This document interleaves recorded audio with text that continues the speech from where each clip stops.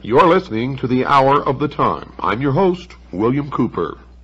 The fable of Isis and Osiris, as it has descended to us in the account given by Plutarch, has not been greatly amplified by any modern research. The Egyptian fragments, which have been translated in recent years, offer no complete account of the birth, life, death, and resurrection of Osiris, nor has any new key been found to unlock this great drama, which may well be termed the Passion Play of Egypt. It is not our intention to perpetuate Plutarch's account merely for its outward appearance, but rather from the same motive that inspired Synesius, Platonic philosopher and Christian bishop, to compile his account of the same fabulous history. Synesius, in his treatise on Providence, and you hear that word a lot in the secret societies and especially in Freemasonry, thus introduces the Osirian myth. Quote, "This fable is Egyptian. The Egyptians transcend in wisdom. Perhaps, therefore, this also being a fable obscurely signifies something more than a fable, because it is Egyptian. If, however, it is not a fable, but a sacred discourse, it will deserve in a still greater degree to be told and committed to writing." Unquote. In presenting a summary of Plutarch's account, I am omitting nothing which could in any way be regarded as relevant. I am taking the liberty, however, of somewhat expanding the fable by incorporating therein some small fragments derived from other Greek writers, and occasionally a few words bearing upon the account from fragments of Egyptian religious literature. The story, then, is in substance as follows. The goddess Nut, whom Plutarch identifies with Rhea, was the daughter of Shu and Tefnut. She is the wife of Seb, also known as Saturn, and the mother of Ra, or Helios, also known as the sun. Now, if we're to trust Plutarch, she afterwards becomes the wife of Ra, or the sun. Nut is unfaithful to Ra, who, discovering that she is with child by Seb, pronounces a curse upon her that she should not be delivered of her progeny in any month or year. Thoth, which is Hermes or Mercury, who is also in love with Nut, comes to her assistance with a stratagem. He plays at tables with the moon goddess Selene, and wins from her the 70th part of each of her illuminations. And joining these parts together, he forms of them 5 days, which he adds to the calendar. Previous to that time, the Egyptian year consisted of 360 days, the exact number of degrees in a circle. Now, these 5 days being not part of any month or year, Ra was outwitted. You see, because upon these days Nut brought forth her 5 children at different times in different places. Upon the first of these days she brought forth Osiris, and the place of his birth, according to Diodorus, was Mount Nisa in Arabia, the Happy. Mount Nisa is now Mount Sinai, folks. At the moment of the birth of Osiris, a voice sounded throughout the world saying, quote, "The Lord of all the earth is born," unquote. On the second day, Nut gave birth to Eroris, the elder Horus. On the third day, Typhon or Set. On the fourth day, Isis, and on the fifth and last day, Nephthys. The Egyptians, therefore, regard the 5 days, which they term the epact or superadded, as the birthdays of the gods, especially venerating the 4th of them, upon which the benevolent goddess Isis came into being. Plutarch further on announces that the 5 children of Nut were not all of the same father, thus contradicting his earlier statement. For he says that Osiris and the elder Horus were the children of Ra, that Isis was the daughter of Thoth, and only Typhon and Nephthys were actually the offspring of Seb. There is another and even more recondite legend regarding the elder Horus, which denies him the fathership of Ra, declaring him to be the offspring of Osiris and Isis, while they were still in the womb of Nut. Now these accounts we shall consider later. Osiris was given to Pamela to be educated, and having come to the years of majority, became the king of Egypt. In this high capacity, Osiris applied himself to the civilizing of his nation, turning the Egyptians from their previously indigent and barbarous course of life to a happy and community existence. He taught them agriculture, compiled for them a body of laws for the regulation of conduct, instructed them in the reverencing and worship of the gods, thus establishing Egypt in all the essentials of truth, according to the legend. Now, having brought his own nation to prosperity and enlightenment, Osiris traveled over the rest of the world, converting peoples to his disciplines, not by force, but the persuasion of reason. Osiris was accompanied on this journey by a procession of nymphs and other superphysical beings who filled the air with music and song. In the meantime, Typhon, brother or half-brother of Osiris, had ambition to usurp the throne, but the vigilant Isis, sister wife of Osiris, was too watchful. Typhon, however, having persuaded 72 other persons to join him in his conspiracy, with the aid of a certain queen in Ethiopia named Aso, perfected a plot against Osiris. He fashioned a chest exactly to the measurement of the body of Osiris, which chest he caused to be brought into the banquet hall, where the princes of Egypt were feasting their king's return. Typhon, simulating jest, promised this elaborately ornamented box to the one whose body, upon trial, most nearly fitted it. Now each of the princes in turn lay down in the box, but each was too short or too tall, until last of all Osiris himself lay down in it. Immediately the 72 conspirators rushed to the box, clamped the cover upon it, fastened it with nails, and poured melted lead over all the cracks and crevices. After this, they carried the chest to the bank of the Nile and cast it into the river where it joins the sea. Now this evil deed was executed upon the 17th day of the Egyptian month of Athir, when the sun was in Scorpio. According to some, it was in the 28th year of the reign of Osiris, and to others in the 28th year of his life. Now try to remember these numbers. If you can't, jot them down, but these numbers will crop up again and again and again. Scorpio crops up, 17 crops up, 28 crops up, and many other numbers, and they all have significance in the mystery religion of Babylon, the secret societies, and to the guardians of the secrets of the ages. As soon as Isis received word of this crime, she cut off one of the locks of her hair and put on the mourning apparel of widowhood, for which reason the spot where she did this was afterwards called Coptos. That's Coptos, or the city of mourning. After donning the widow's weeds, Isis set forth in search of her husband's body and wandered about all Europe,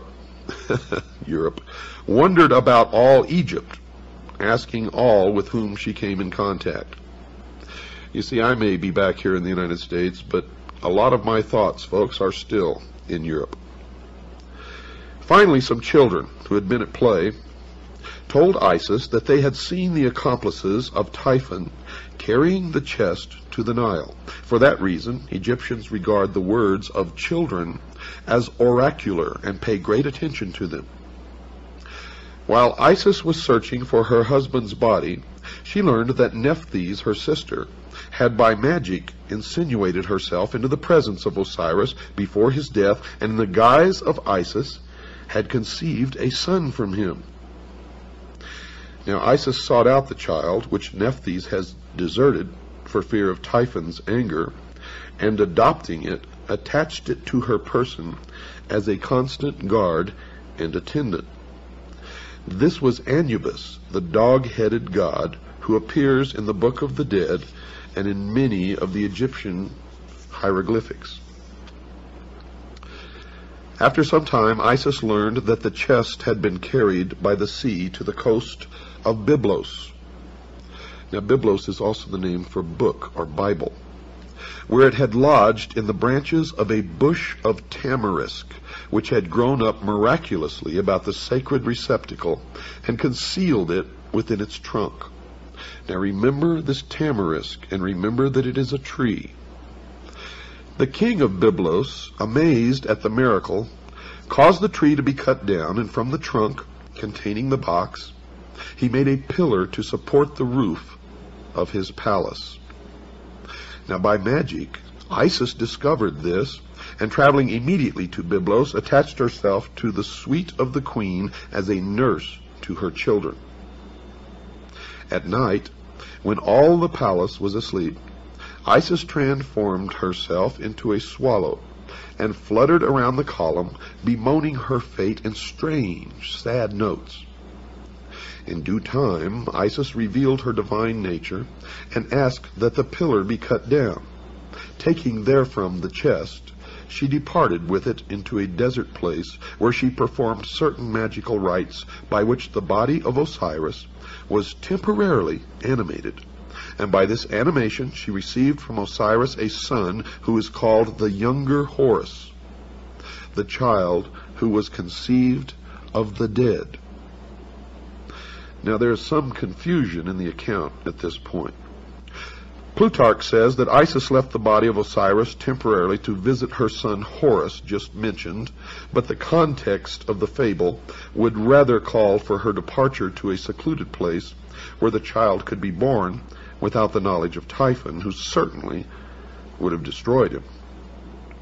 Isis hid the chest in a remote and unfrequented place, but Typhon, hunting one night by the light of the moon, chanced upon it.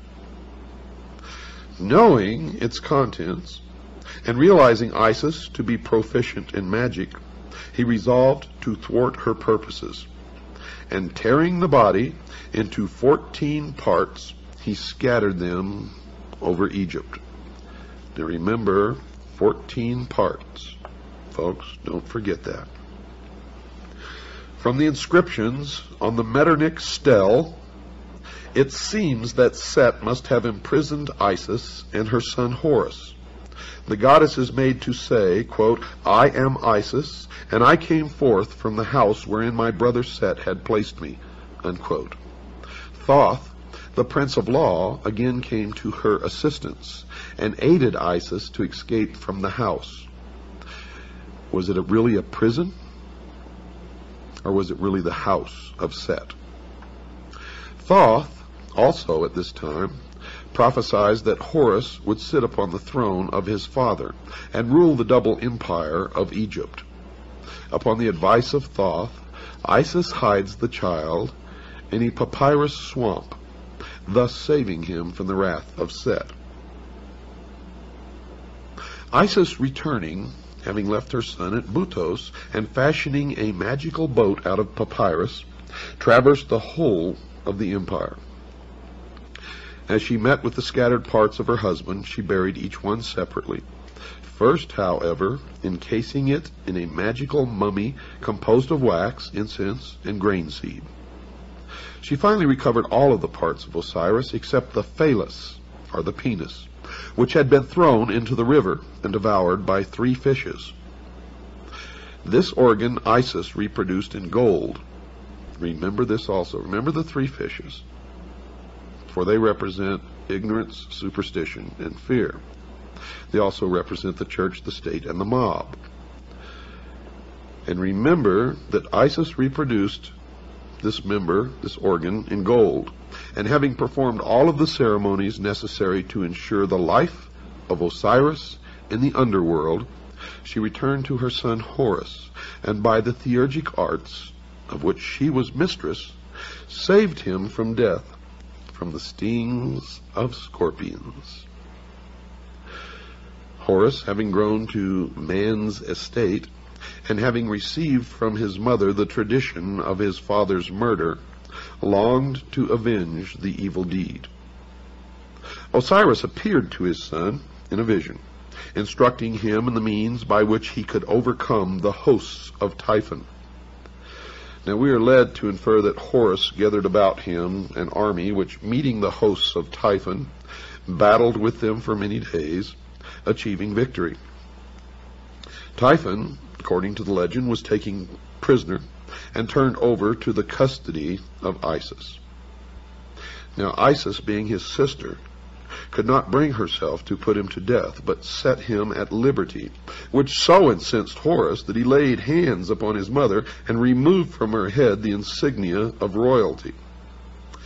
Thereupon Thoth gave her a new helmet, made in the shape of an ox's head. Typhon next accused Horus of illegitimacy, but Thoth proves his royal descent. Typhon again goes into battle against Horus. In fact, 2 battles are mentioned, in both of which Typhon is worsted. And Horus regains the kingdom of his father, and is regarded, to at least a certain degree, as the actual reincarnation of Osiris. So here you've had a death and a resurrection.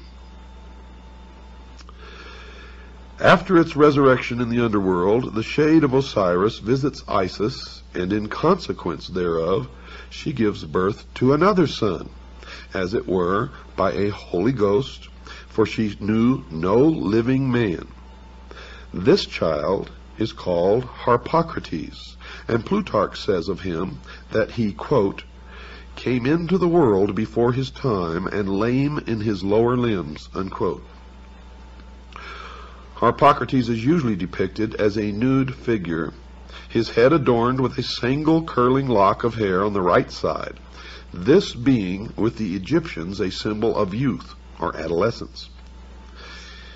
He is sometimes depicted with an elaborate plumed headdress or wearing the double crown of the northern and southern empires. His finger is placed to his lips, which Plutarch interprets as a gesture symbolic of his childish and helpless state.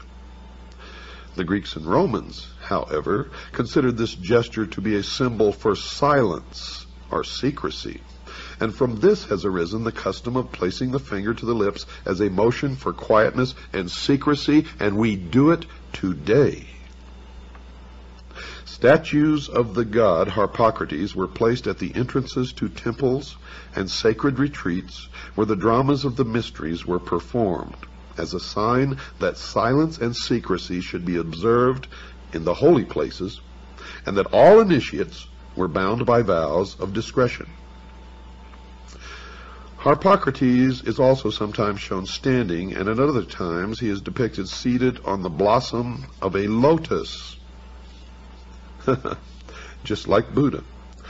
Although he is usually figured with childish immaturity of body, the imperfection of his lower limbs, as described by Plutarch, is not apparent in any of the Egyptian drawings. It therefore seems that the statements concerning this deformity should be more carefully examined. Samuel Squire, whose translation of Plutarch's Isis and Osiris, made in 1744, is still the most often quoted by Egyptologists. Well, he states definitely, quote, lame in his lower limbs. G.R.S. Mead translated the same essay much later and gives a slightly different rendering of Plutarch's words. Mr. Mead says, quote, weak in his limbs from below upwards, unquote. This difference in wording, though slight, may have an unexpected significance. You see, there's some general information contained in Synesius's treatise on Providence that should be included in this Osirian epic. Synesius is of the opinion that Osiris should be regarded as an historical king, whose father, transcending in wisdom, instructed his benevolent son in all the secrets of the divine science of government. Synesius is moved to this conclusion by a desire to keep all speculation within the sphere of the reasonable. The Platonist bishop seems to have derived much of his account from origins foreign to Plutarch's treatise, or possibly he interpreted differently the restrictions imposed by his vows. Synesius, a prudent and conscientious author, wary of myths and fables, and exhibiting a truly Platonic conservativeness in his handling of subject matter, yet Synesius was beyond question a deeply religious philosopher, and an initiate of pagan mysteries prior to his conversion to the Christian faith, and therefore may have hidden the true meaning of the fable. Thomas Taylor is of the mind that the treatise on Providence was written while Synesius was still a votary of pagan mysteries. Now, if so, the writing is unbiased and trustworthy and presents a fair picture of the mystical traditions of the Egyptians, interpreted in terms of Platonic metaphysics, but only the exoteric would be allowed to be seen by the profane. Synesius inserts into his narrative a considerable description of the various character of Osiris, which he sharply contrasts with the vice-ridden nature of Typhon. He also explains in detail the process of election by which Osiris came to the throne of Egypt. The electional ceremony, as described by Synesius, is evidently itself a fragment from some secret ritual relating to the installation of a hierophant of the mysteries. Next, Osiris receives from his father an elaborate dissertation in the Platonic temper concerning the relative power of good and evil, in which he is fully warned against the machinations of Typhon. Possibly the most important sentence in Synesius's treatise occurs during this dissertation. The father of Osiris is made to say to his son, quote, "You also have been initiated in those mysteries in which there are two pair of eyes, and it is requisite that the pair which are beneath should be closed, when the pair that are above them perceive, and when the pair above are closed, those which are beneath should be opened," unquote. Now, these words unquestionably have an arcane meaning and are incorporated into the narrative that the true significance of the whole Osirian cycle might not be entirely obscured. And I can tell you that the meaning, folks, is that the eyes above are the exoteric meant for the outer world, for the profane, and the eyes below are the esoteric meant for the initiate, the adept, the priest of the mystery schools only. Synesius does not describe the death of Osiris, but merely reports his vanishment and final restoration to the throne. In the latter part of the story, there was also introduced a certain philosopher who was a stranger in Egypt. This philosopher predicts the fall of Typhon and is an eyewitness to the recrowning of Osiris. Synesius says of this philosopher, quote, "He likewise then learned some particulars about Osiris which would shortly happen, and others which would take place at some greater distance of time, viz. When the boy Horus would choose as his associate in battle a wolf instead of a lion. But who the wolf is a sacred narration, which it is not holy to divulge even in the form of a fable," unquote. Well, the lion, we know, has always been of the tribe of Judah.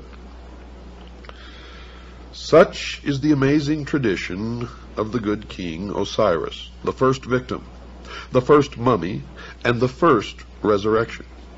He dies and is born again in three forms. First, as god of the underworld, where he rules the justified dead. Second, as the younger Horus, in whose form he battles for his own honor.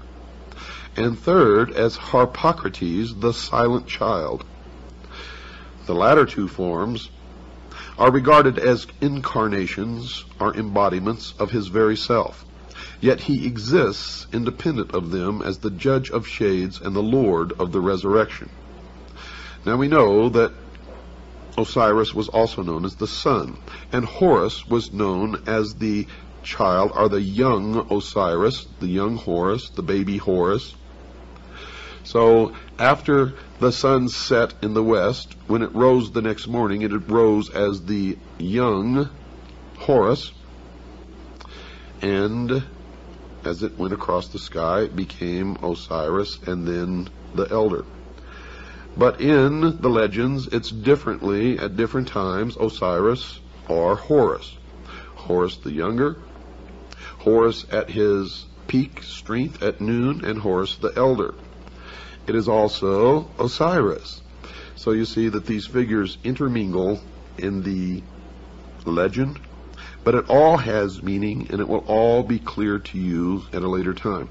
Now, just because you don't understand some of this and you may be a little lost, don't worry, it will come together. Don't miss one single word of this series of episodes of the Hour of the Time. If you do, I can guarantee you will regret it for the rest of your life. We're going to stop right now, folks. We have to take a break. I will be back right after this very short pause.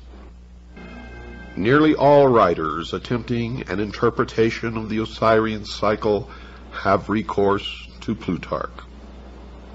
It has seemingly never occurred to Egyptologists that this eminent priest of Delphi might have purposely confused or distorted the fable, or, if not that, might certainly have misdirected the attention of the reader from relevant to irrelevant explanations. Two factors must certainly be taken into consideration when reading Plutarch. First, he was an initiated priest of the mysteries. Of this there can be no doubt. For he himself says, quote, "For the mystic symbols are well known to us who belong to the brotherhood," unquote. And in those days it was known as the Brotherhood of the Snake, and those who possessed the knowledge of the secrets of the ages wore the symbol of the snake on their headdress. And in the Egyptian hieroglyphics, you can see the members of the mystery religion of Babylon in the hieroglyphics as they wore the snake on the front of their forehead. It should be evident to everybody that as an initiate, Plutarch would not have unveiled the secret meaning of the Osirian myth, and I found that to be absolutely true. No man of his priestly station or philosophic mind who so greatly venerated the gods as to attach himself to their service would have been guilty of the impiety of profaning their mysteries, and he would not have violated his oath of secrecy.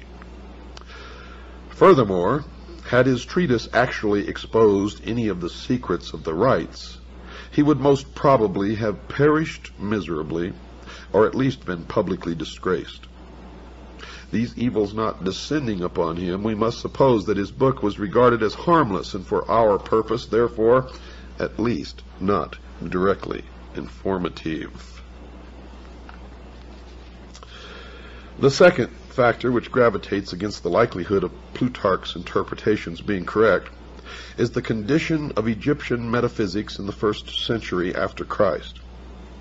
If, as Budge maintains, the Egyptians themselves were unaware of the meaning of the word Osiris long prior to the Christian era, into what decay had the old rites fallen even prior to the Ptolemaic period? Now, Pluto based his accounts upon popular traditions. They were most certainly inaccurate, and it is not impossible that even the priests themselves were for the most part ignorant of the origins of their doctrine. It should not be inferred, folks, from the general literature available concerning this Osirian cycle and the mysteries, that all of the priests were themselves initiates of a high order. Only a small part of them ever actually received the greater secrets of their order. For the rest, rite and ritual suffered. And it's the same today.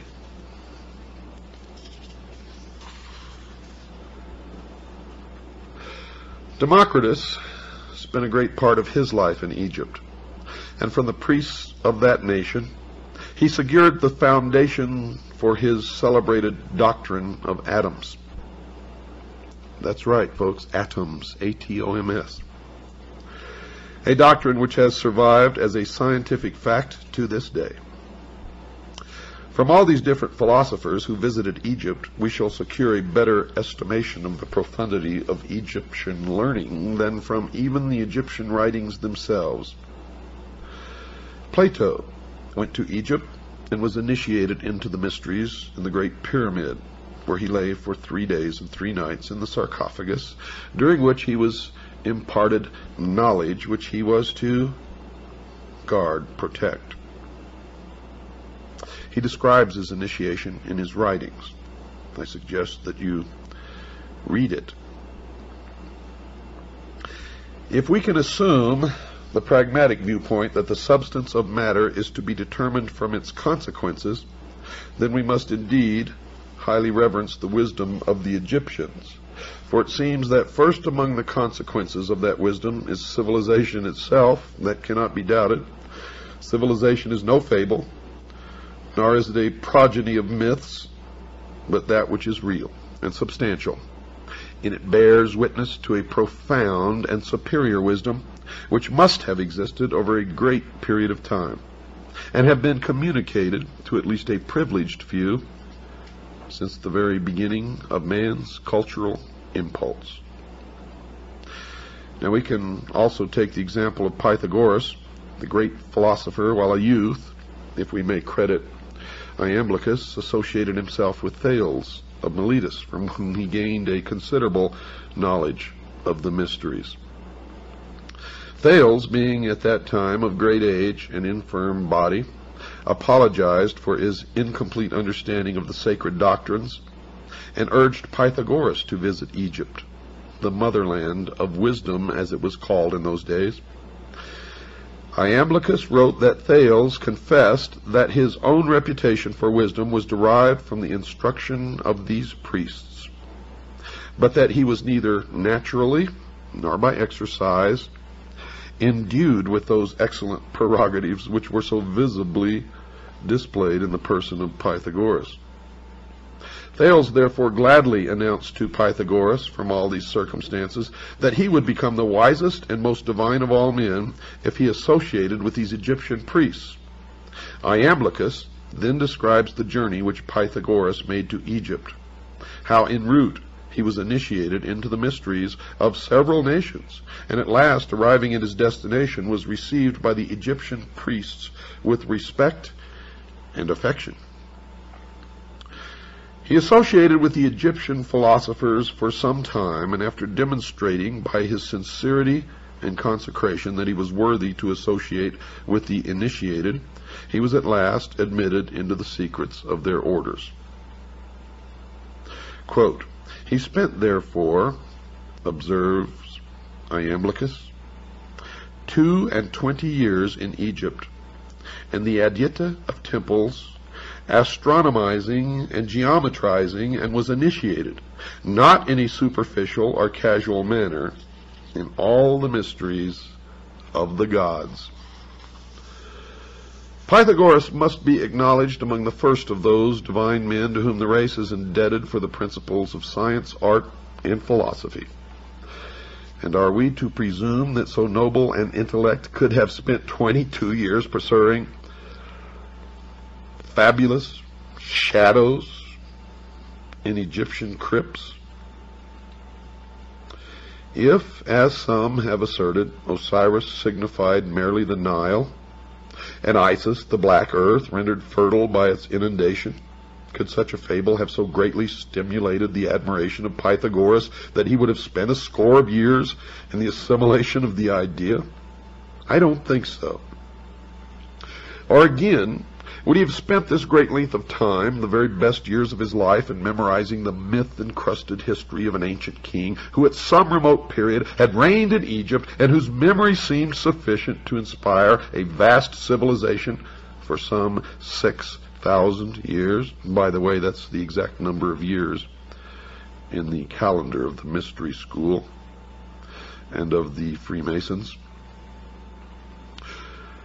Or would he approach the matter from another of these explanations? Would Pythagoras have pounded himself for a score of years against the walls of Memphis and find himself fully rewarded by being informed with bated breath by some archimagus that Isis is the dog star? I think not. It's not impossible that in the course of its long and illustrious history, folks, Egypt devised many opinions relative to her sacred myths, but no such explanation as involved Egypt alone, her histories, her heroes, or her agricultural problems, could have caused illustrious men from all parts of the world to have visited her in quest of essential wisdom, the central core of which is the myth of Osiris, Isis, and Horus, known as the Osirian cycle. The Nile meant nothing to the Greeks, who cared little whether it rose or fell. The sneezing you hear in the background is my dog Sugar Bear, who always accompanies me into the studio to do these programs. Not Egypt, but the Umbos of Delphi was the center of their universe in Greece, and local fables derived from Egypt's 42 gnomes could never have won for the double empire its illustrious reputation as patron of all learning, human and divine. So we must look deeper. And look deeper we did, folks, and what we found is amazing.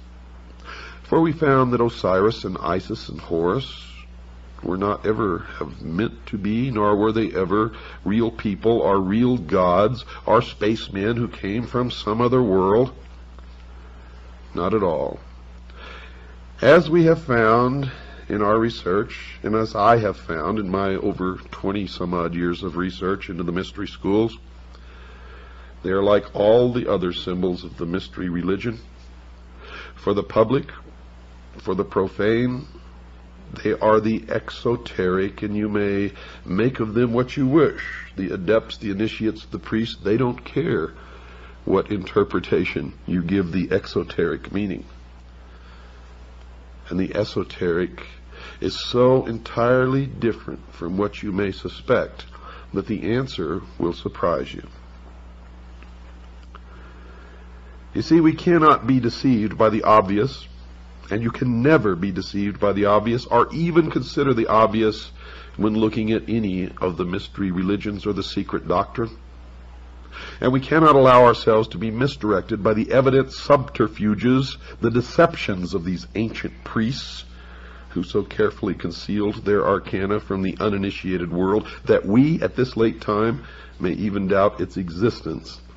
Yet now, today, it is thriving to the point that it controls all levels of our society, military, and government. The ignorant, the sheeple, even among the Egyptians, might derive their inspiration from the processionals and rituals of the state religion, but that's just for the sheeple.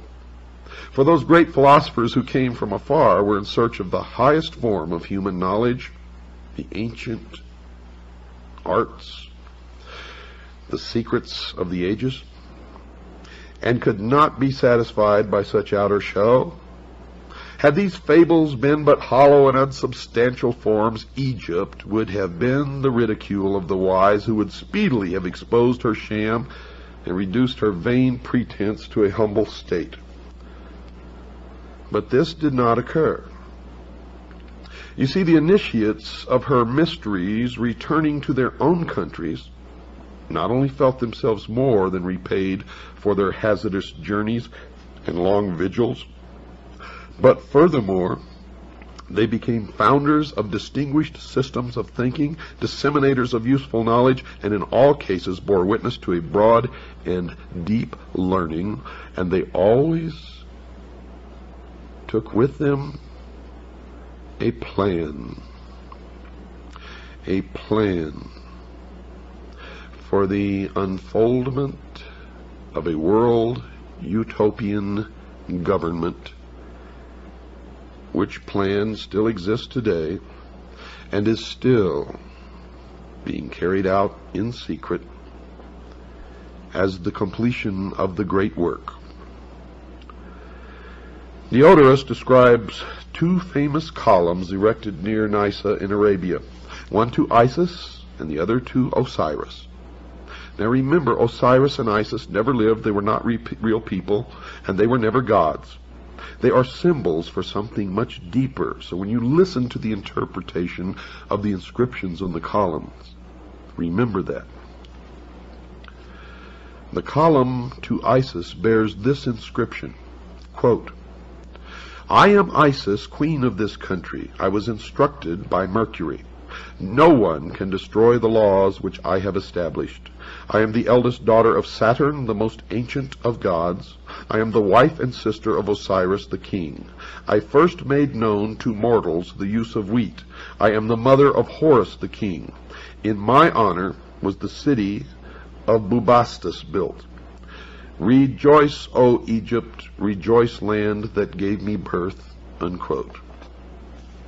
The column to Osiris bore these words, quote, "I am Osiris the king, who led my armies into all parts of the world, to the most thickly inhabited countries of India, the north, the Danube, and the ocean. I am the eldest son of Saturn. I was born of a brilliant and magnificent egg, and my substance is of the same nature as that which composes light. There is no place in the universe where I have not appeared, to bestow my benefits and make known my discoveries," unquote. And the rest of the inscription, of course, was destroyed. Now, while the inscription on the pillar, or the obelisk in honor of Isis, may be veiled, the inscription on the obelisk dedicated to Osiris is certainly not. He was born of a brilliant and magnificent egg, and his substance is of the same nature of that which composes light. There is no place in the universe where I have not appeared. Osiris, of course, was the sun.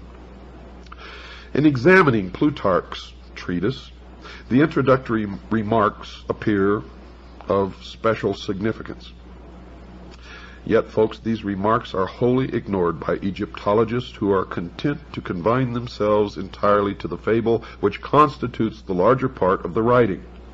If Plutarch, by any word or symbol, reveals even a small part of the sacred mystery, it is to be found in the following words, quote, "For Isis, according to the Greek interpretation of the word, signifies knowledge, as does the name of her professed adversary, Typhon, signify insolence and pride.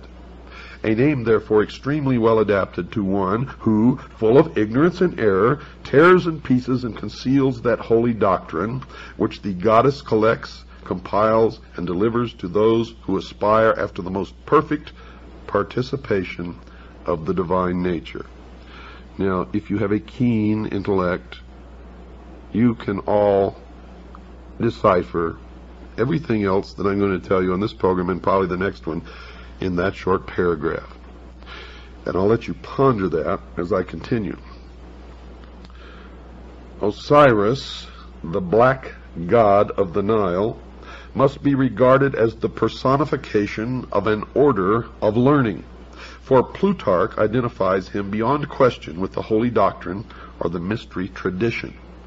Now remember, I told you Osiris is the symbol of the sun, but the sun was the symbol of the power of the all-encompassing God of the universe. And later you're going to learn that the light, or the sun, represents something even deeper. It represents, dear listeners, primordial knowing. the gift of intellect. And where people can read these myths and think that these people really worship the sun or some god somewhere, they are mistaken. For the true object of their worship is the intellect. And through the use of that intellect, they believe that man will become God. As Thoth personifies the whole sphere of knowledge, and it was through his assistance that Osiris came into being, so Osiris embodies the secret and sacred wisdom reserved for those who were proficients in the ancient rites. Unquestionably, Osiris was later confused with other members of that vast pantheon of divinities which developed in the decadent period of Egyptian religious culture. But to the elect, the initiate, the adept, the priest, he represented to the end primordial knowing, that utter realization of truth, undefiled by intellection, unlimited by any mortal procedure, uncircumscribed by the limitation of thinking. You see, he signified not only that divine at-one-ment with the absolute, which is the end of all illumination, but by his life, death, and resurrection revealed the means by which mortal consciousness could achieve that end. Now remember, at-one-ment. Thus Osiris becomes a dual symbol, being in the first place the esoteric wisdom. Esoteric, folks, means hidden. So he represented in the first place the esoteric wisdom itself, and in the second place the composite order of initiates through whom that tradition was perpetuated. And now we begin to strip the veil from the mysteries. The personality of Osiris thus typifies the institution erected by the ancients to perpetuate the deathless truths of the soul. The living head was crowned with the plumes of wisdom and power. The hands bore the scepters of the three worlds, but the body was bound with the mummy wrappings of the dead. Here we find spirit, the living head, bound incongruously to matter, the mummified body. The soul was imprisoned in the narrow bonds of flesh. And one thing, through my research, is certain. Osiris represented the secret doctrine prior to that time when the omnific word, or the lost word, of Freemasonry was lost. Osiris is the first of the 5 children of Nut. And here you begin to part some more veils behind which the mystery resides. He therefore corresponds with the first of the 5 divine kings of China and the 5 exoterically known Dhyana Buddhas of Lamaism. The 5 children of Nut are the 5 continents which have appeared upon the earth, and the 5 races which have populated these continents. Osiris is the primitive revelation of the first race, but as Isis was born upon the 4th day, we find this tradition coming into Egypt through the Atlantean mystery school, of which Isis is the symbol, and you will find at the base of all of these things Atlantis.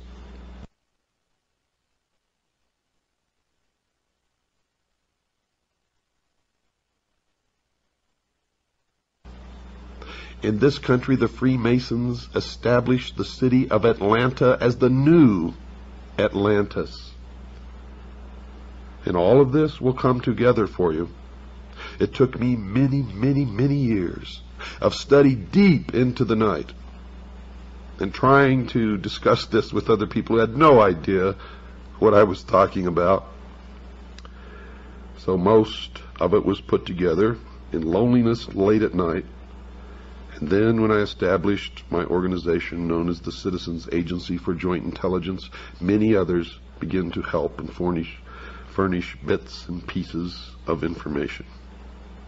And we have succeeded, folks, in infiltrating the lodge. We have members in the lodge who feed us information constantly. Members whom we taught how to take an oath so that the oath of Freemasonry would not be binding upon them. You have to play sometimes by the rules of the enemy in order to beat the enemy. And we are beating the enemy now. From the reign of Osiris, we glean the following philosophical history. They believed that there was a time, the Golden Age, when truth and wisdom ruled the earth, and this aristocracy of wisdom was a benevolent despotism, and that's what they want to reestablish. Benevolent to who? That's the question. In which men were led to a nobler state of being by the firm, kindly hand of the enlightened sage. This was the divine dynasty of the mythological priest-kings who were qualified to govern humanity by virtue, not only temporal, but by divine attributes. Through his priests, Osiris, representative of the hidden tradition, ruled the entire world by virtue of the perfection resident in that tradition. Don't miss tomorrow night, folks. You have not even begun your journey. Good night, and God bless each and every one of you.